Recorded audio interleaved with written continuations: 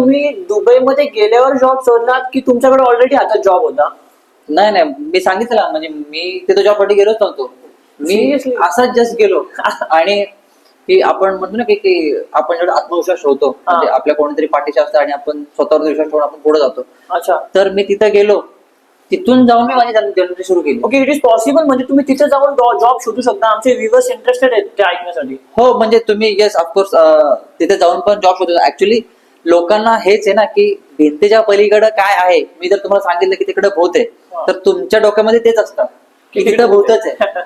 तर तसाच एक प्रकार आहे की जर तुम्हाला दुबईला जायचंय तर तुम्हाला कुठला तरी एक विजा येईल, एक पेपर येईल की कंपनीकडनं, आणि मग तेव्हाच तुम्ही जाऊ शकता. बरोबर. तोच व्यक्ती जाऊ शकतो. तोच व्यक्ती. असं म्हणजे कोणी पण नाही जाऊ शकत. नाही जाऊ शकत.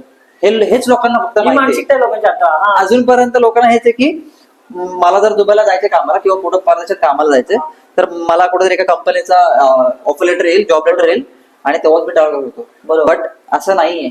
ओके. तुमच्याकडे हा एक मार्ग आहे अच्छा. की तुम्ही तिथं जाऊन जॉब शोधू शकता. मग हे करण्यासाठी तुमची जिद्द खूप महत्वाची आहे. तुम्हाला पुढे कुठं जायचंय हीच मानसिकता आहे ना लोकांची, जी मी खोपोलीकरांना मला सांगायचंय हा. की असं नाहीये की म्हणजे फक्त डॉक्टर, इंजिनियर, वकीलच दुबईला जातात. सामान्य माणूस है नाही ना? जाऊ शकत. सामान्य माणूस जाऊ शकतो आणि तिकडे जाऊन तो जॉब करू शकतो.